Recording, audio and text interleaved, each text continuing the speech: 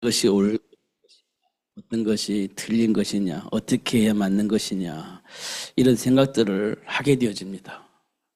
실제적으로는 태초에 하나님이 천지를 창조하시니라 이렇게 말씀하신 하나님께서 창세기 3장에서 아담과 하와에게 선악과를 따먹고 하나님을 떠날 수밖에 없는 상황을 만들어 가시는데, 이 부분이 지금 성경을 본 사람들 이 부분이 이해가 안 되는 겁니다. 이해가 안 되어져야 맞아요. 하나님이 원하시는 그 일을 위해서 하나님께서 말씀을 창조하시고 하나님이 원하시는 인간을 하나님께서 창조하셨는데, 그 인간이요, 하나님이 하지 말라고 하는 일을 해버리고 맙니다. 그리고 하나님을 떠나서 저주 가운데 빠져요. 하나님 왜 그러셨을까?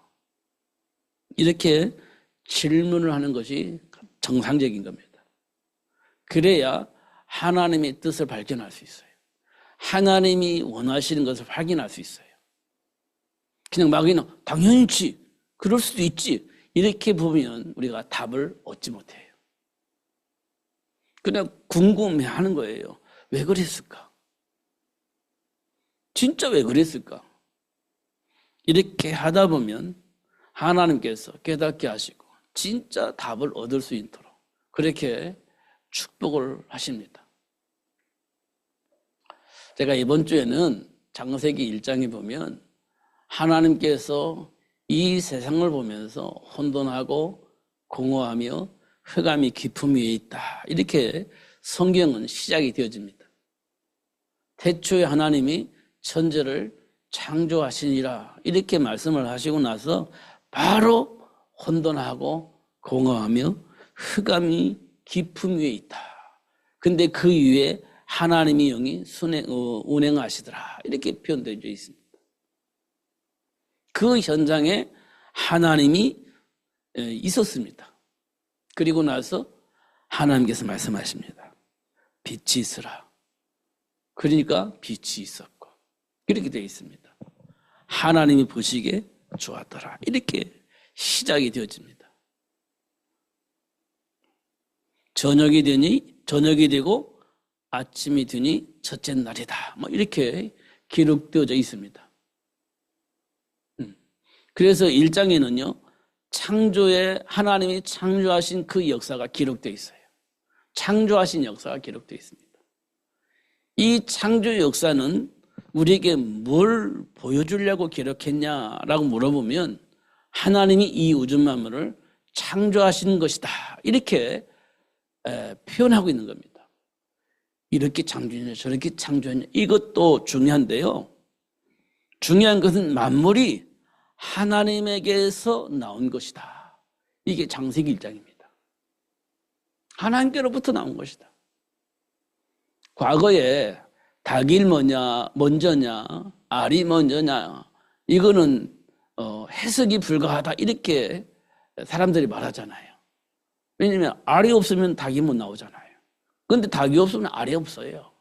그럼 뭐가 먼저냐, 닭이 먼저냐 알이 먼저냐, 여러분은 어떻게 생각하십니까?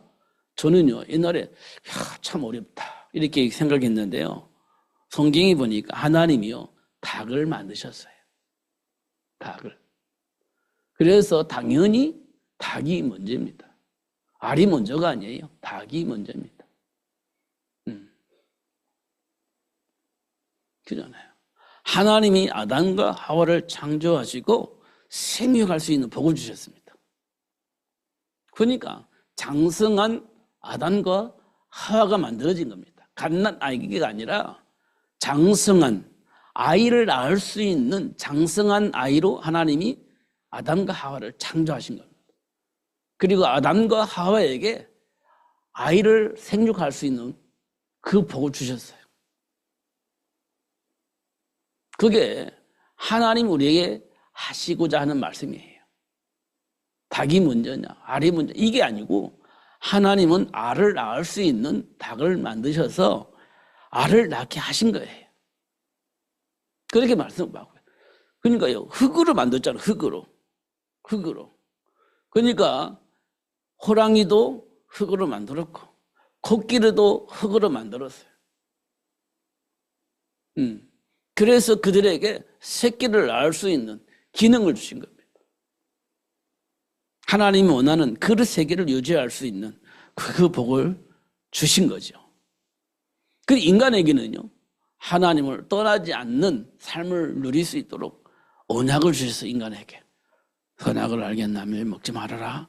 이 말은 뭐냐, 따먹어라, 따먹지 말라 이런 것이 아니라 하나님과 함께하는 삶을 누릴 수 있도록 하기 위한 하나님의 방법으로 주신 거예요. 이걸 먹을 것이냐 말 것이냐, 아야 먹어야 돼, 먹어야 돼. 믿음이 없는 자 먹고 믿음이 있는 자는 안 먹고, 이게 아닙니다. 당연히 하나님과 함께해야 할 이유를 알 수 있도록 그렇게 역사를 하신 거예요. 먹어야 되냐 말아야 되냐, 믿음이 있냐 없냐, 이게 아니라니까요. 인간은요, 하나님 떠나면 안 돼요. 이게 정리가 되어져야 됩니다. 근데 우리는요, 믿음이 없어서 또 실수했구나, 또 실패했구나, 그런 게 아니에요. 하나님을 떠나면 안 된다는 사실을 모르기 때문에 그렇게 유혹을 받는 거예요. 다니엘이 하나님을 떠날 것인가 말 것인가 고민을 했더라고 한다면 다니엘은요, 우상 숭배를 했을 것입니다. 왜냐하면 살아남아야 되니까. 믿음이 있냐 없냐 이렇게 생각을 했다면 다니엘은요, 당연히 우상 숭배를 했을 겁니다. 살아남아야 되니까. 그런데 다니엘은 그렇게 하지 않은 이유는 하나님과 함께 해야 할 그 이유를 가지고 있었기 때문에 거기에 대해서 고민하지 않았다는 거예요. 거기에서. 이게 지금 하나님께서 우리에게 원하시는 겁니다. 그래야 세계를 복음화할 수 있는 축복을 누릴 수 있고 그런 가문을 만들어낼 수가 있습니다. 그렇지 않으면 결국 내 수준 안에서 해석을 하게 되어지고 믿음이 있어서 믿음이 없어서 또 시험 들어서 막 여러 가지 말을 할 수밖에 없는 상황이 생깁니다. 맞는 말을 한다 할지라도 결국 어떤 상황이 되면 똑같은 일이 반복되어지게 된다는 것입니다. 똑같은 일이 반복되어져요. 하나님과의 관계 속에서 나를 발견하지 못하면 지금은 벗어나다 할지라도 또 어떤 날 한계가 오면 또 똑같은 반응을 할 수밖에 없어요.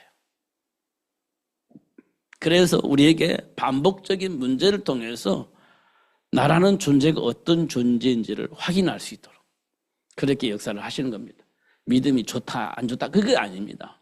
내가 누구인지를 아는 거예요. 그러면요 돼요. 믿음이 있든 없든 중요하지 않습니다. 내가 누구인지를 알면 그때부터는 정리가 돼요.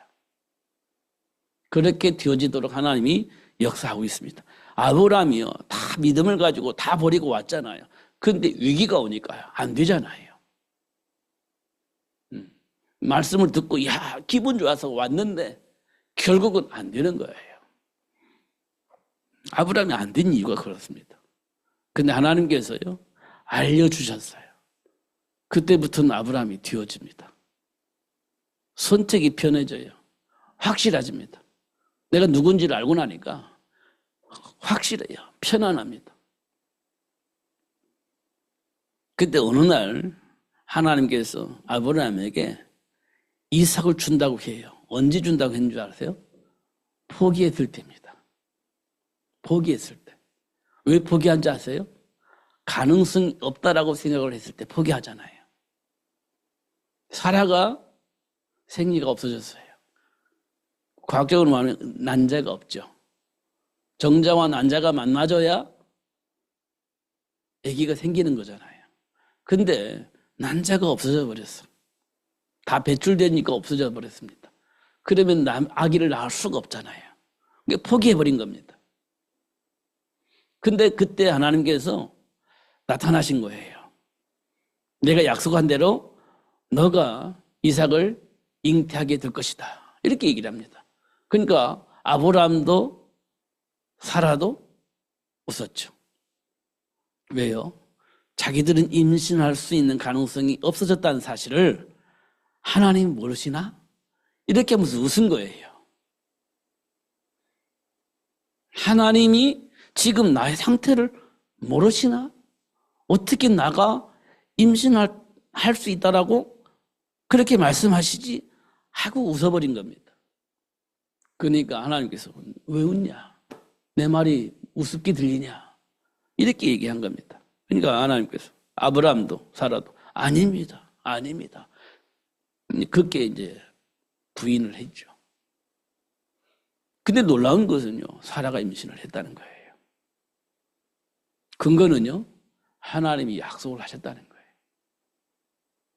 아브라함에게, 사라에게 내가 너희들에게 아들을 줄 것이다. 그 아들이 이 세상을 복되게 하는 복의 근원이 될 것이다. 이렇게 약속을 하세요. 그런데요, 그 사라가 기다렸겠죠. 언제쯤일까? 언제쯤일까? 기다렸겠죠. 그런데 생리가 끊어질 때까지 안 나타나는 거예요. 포기한 거예요. 그래서 이스마엘이라고 하는 아들을 낳죠. 이 몸종을 통해서.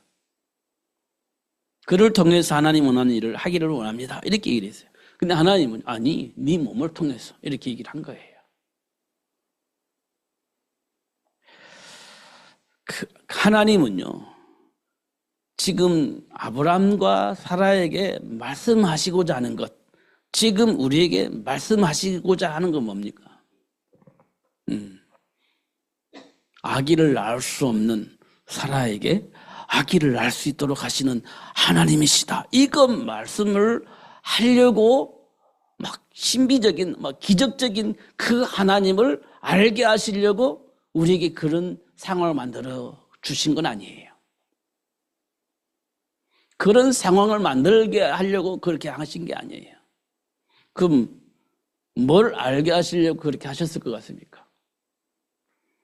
하나님이 약속하신 말씀은 우리 수준과 상관없이 하나님이 약속하신 그 말씀이 우리 삶 속에 성취되어진다는 사실을 알게 하시려고 그렇게 역사를 하신 겁니다. 기다리신 거예요. 하나님이 그거 알게 하시려고, 그 하나님을 알게 하시려고, 언약의 하나님을 알게 하시려고, 언약을 성취하시는 그 하나님을 알게 하시려고 기다리신 거예요. 우리가 포기할 때까지, 하나님의 약속을 포기할 때까지, 안 믿어 더 이상 이루어지지 않을 거라고 확신이 생길 때까지 기다린 거예요. 근데 하나님은 그 약속을 지키시는 하나님이시다. 이걸 우리에게 확인시켜 주는 거예요. 그러니까요, 사도 바울이 뭐라 하겠습니까? 내게 능력 주시는 자에서 내가 모든 것을 할 수 있다. 하나님의 말씀은 반드시 성취되어지게 하신다. 이게 각인되어지게 하시는 거예요. 그래서 그 하나님을 믿는 거지. 그 하나님을 의지하는 거지. 이렇게 만들어 가시는 하나님을 우리가 보게 되어지는 겁니다. 그 다음에 아브라함이요, 이삭을 번제물로 드릴 때 새벽 일찍이 데리고 가서 번제물을 실제 드리는 거예요. 왜냐? 하나님은 약속의 하나님이세요. 뭐라고 약속하셨죠? 이삭을 통해서 천하 만민이 복을 받을 수 있는 복의 근원이 되어지도록 하셨다고 약속하셨잖아요.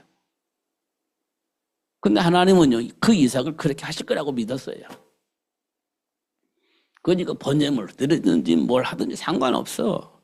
어차피 이삭은 세상의 모든 사람에게 복을 증가할 수 있는 복의 근원이 되어질 수밖에 없는 상황을 아브라함은 알고 있었기 때문에 상관이 없었습니다.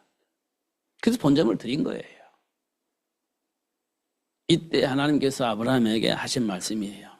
네가 진짜 나를 사랑하는구나. 네가 진짜 나를 알았구나. 이렇게 얘기를 하시잖아요. 중요한 건 하나님 다 해놓으시고 결국 아브라함에게 칭찬을 하시는 거예요. 그게 하나님이 하시는 일입니다. 이거 보는 거예요.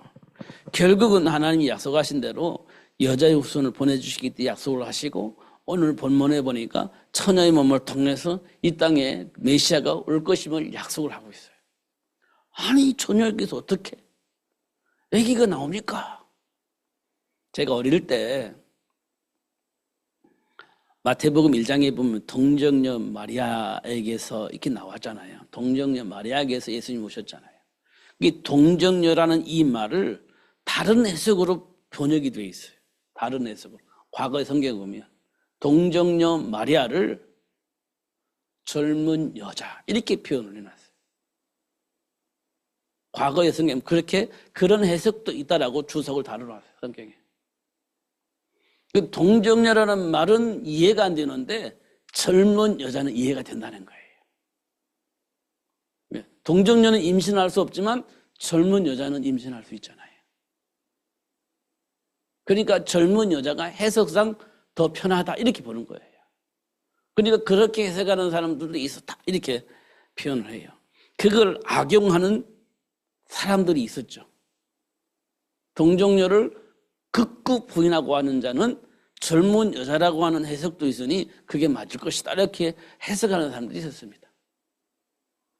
여러분은 젊은 여자가 맞을 것 같습니까? 아니면 동정녀 마리아를 통해서 오신 것이 맞다고 생각이 되십니까? 이 부분도 우리가 굉장히 중요해요. 이 부분도. 지금 제가 왜 이런 말씀을 드리냐면 하나님을 우리가 좀 깊이 알자는 거예요.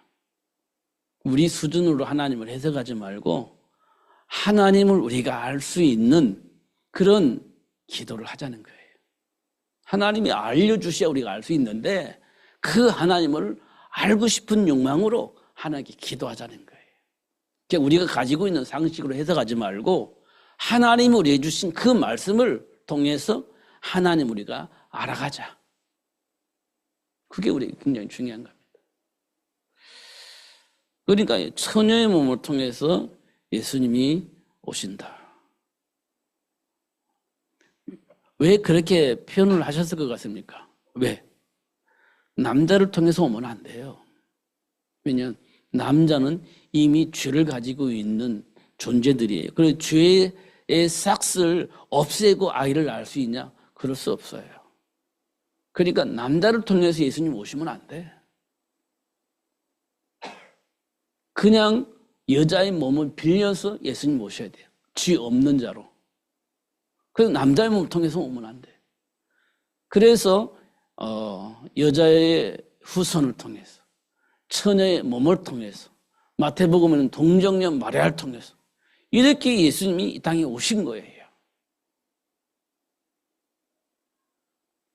이 문제를 보면 죄를 가지고 있는 자로 오시지 않았다는 거예요. 죄 없는 자로 예수님이 이 땅에 오셨다는 거예요. 왜요? 죄 있는 자들의 죄 문제를 해결하려고 오신 거니까. 죄 없는 자가 죄 문제를 해결해 줘야 되잖아요. 죄 있는 자가 죄 있는 자의 문제를 해결해 줄 수는 없잖아요. 그래서 죄 없는 몸으로 예수님 오시기 위해서 동정녀 마리아를 통해서 처녀의 몸을 통해서 여자의 후손을 통해서 이렇게 오시겠다고 말씀을 하신 겁니다. 그러니까 하나님이 하시는 일이 뭐냐? 우리 인간이 스스로 하나님을 알 수가 없으니 하나님이 자기를 드러내서 인간에게 하나님을 알 수 있도록 역사하시는 거예요. 도대체 하나님 어떤 분이신지 우리가 알 수가 없는데 하나님이 그걸 열어서 보게 하셔서 그 하나님을 알게 하셨어요. 그게 첫 번째 어디에서 확인하게 드러날 수 있냐면 사도행전 2장에 나와요. 성령이 임하니까 확연하게 본 겁니다. 그리스도 안에 준비된 복을 확실하게 본 거예요. 그 복을 누리면서 진짜 해방이 되어진 겁니다. 진짜 해방이 된 거예요. 그래서 그들이 서로 모여서 기도하고 교제를 했습니다. 그리고 그 사실을 말하는 것을 주저하지 않았어요. 그 사실을 얘기해 주는 거 주저하지 않았습니다. 그러니까 날마다 제자의 수가 더해졌다 이렇게 말씀을 하고 있어요.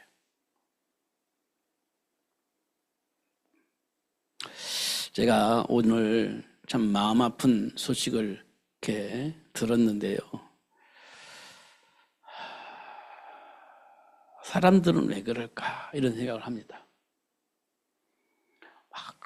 큰 조직 안에 있으면 뭔가 되어질 것 같고, 조그만 조직 안에 있으면 뭔가 안 될 것 같고, 이런 생각들을 하고 계시는 것 같다. 이런 생각이 드니까 마음이 아파요. 큰 조직에 있으면 마음이 편안하게 뭔지 해방이 되어져서 마음껏 뭘 할 수 있을 것 같다. 이런 생각을 하시는 것 같아요. 물론 어떤 배경이 있으니까 좀 편안하게 뭘 할 수 있을지는 몰라요. 인간의 감정을 가지고 보면. 근데 하나님 편에서 보면 그렇게 해야만이 네가 내 일을 할 수 있겠냐. 내가 함께 하지 않는데도 불구하고 그 조직과 시스템을 통해서 내 일을 할 수 있겠냐. 이렇게 질문한다면 우리가 어떻게 대답을 할 것 같습니까? 너는 그 조직과 그 힘 가지고 내 일을 하려고 하는 것 같지만 내가 너희들과 함께 하지 않는다면 네가 하는 그 모든 일들이 누구를 위해서 하는 일이겠냐. 이렇게 질문한다면 우리가 뭐라고 대답을 할 것 같습니까? 이런 생각이 저는 요즘 많이 들고 있습니다. 하나님 앞에서 서자는 거예요. 하나님 앞에 서자는 거예요. 하나님 앞에서 내 생각을 내려놓고 하나님이 원하시는 그 일을 위해서 우리가 한 걸음 한 걸음 가자는 거예요. 하나님이 역하시면 상관없잖아요. 마가다라 성도들에게도 상관이 없고 빌립보 지역의 교회도 상관이 없고 데살로니가 지역에 있는 교회도 상관이 없고 고린도 지역에 있는 교회도 상관이 없잖아요. 고린도 지역은요 진짜 우상이 많았잖아요. 날마다 제사 지내는 그런 도시였잖아요. 그 도시에 브리실라 부부 때문에 세워진 교회가 하나 있습니다. 그게 고린도 교회입니다. 그 교회가 고린도 지역을 바꿨습니다. 그 교회가 바꿨어요. 데살로니가 지역에는 야손이라는 그 한 사람 때문에 데살로니가 지역이 바뀌었어요. 그들의 배경은 참 하나님을 알았고 하나의 배경 속에 기도하는 사람들이었다는 거예요. 그러면서 데살로니가 지역을 바꿨어요. 로디아의 그 집 한 사람을 통해서 빌립보 지역을 바꿔버렸어요. 하나님이 아시니까, 하나님이 아시니까 그렇게 되어진 거죠. 하나님이 예루살렘 교회를 썼냐? 안 썼어요. 하나님의 비밀을 아는 자, 그를 통해서 하나님이 하시는 것을 볼 수가 있습니다. 사람들이 눈으로 보기에는 사람들의 계산으로는 그게 가능하겠냐라고 생각을 하겠지만 하나님은 그렇게 역사를 하셨어요. 저는 요즘 계속해서 묵상을 합니다. 근데 끊임없이 묵상이 돼요. 무슨 묵상이 되냐? 이사야서 6장 13절에 끊임없이 묵상이 돼줍니다. 아, 그래. 하나님이 하시는 일이야. 그레토를 통해서 새순이 나오게 되고 그 새순을 통해서 하나님 원하시는 그 일을 하신다는데 누가 말리겠냐는 거예요. 우리는 포기할 수밖에 없지만 하나님은 그 포기할 수밖에 없는 그 현장 속에서 새순이 나오게 하시고 그 새순을 통해서 하나님이 원하신 그 일을 하신다는 거예요. 맞습니다. 저는 날마다 그 생각을 하는 거예요. 하나님 앞에서 지금 보자는 거예요. 세상을. 현장의 흐름을 보자는 거예요. 모든 사람이 다 그렇게 생각하고 다 그렇게 간다 할지라도 노아처럼 묵묵하게 방주 만드는 사람이 여야 된다는 거예요. 그 사람을 통해서 하나님이 원하시는 일을 하시는 거예요. 그럼 그거 누가 합니까? 본 사람만 가는 거예요. 그 길을. 아는 사람만 그 길을 가는 거예요. 나머지는 그거 못 가요.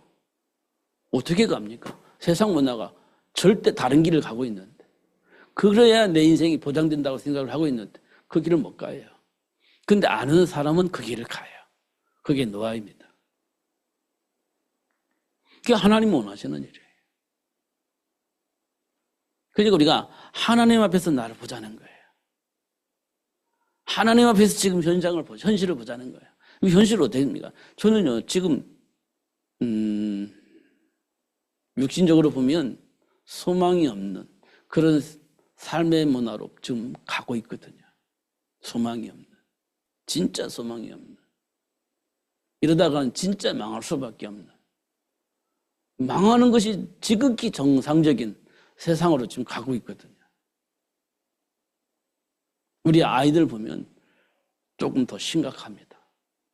아이들 생각이 완전히 뒤틀려져 있어요. 왜곡되어져 있습니다.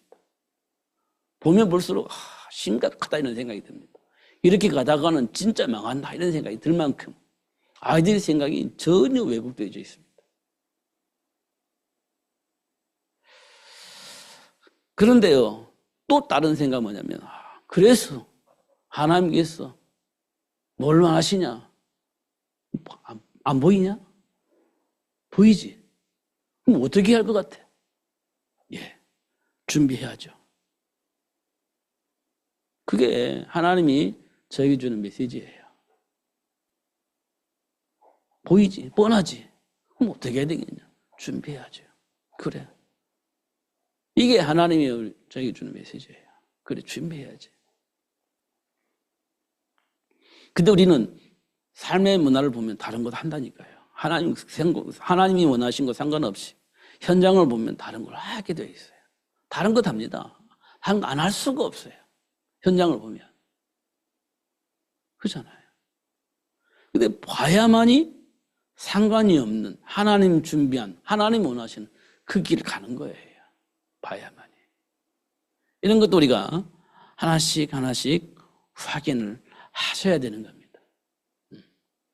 오늘 본문의 마지막에 두 왕이 공격해서 망하게 되잖아요. 그런 날이 올 거라는 거예요. 그런데 하나님은 그 일을 통해서 하나님이 원하시는 일을 하실 거라는 거예요. 겉으로 보기에는 망하는 것처럼 보이는데 그 일을 통해서 하나님이 원하시는 일을 할 수 있도록 역사하실 것임을 말씀을 하고 있는 거예요.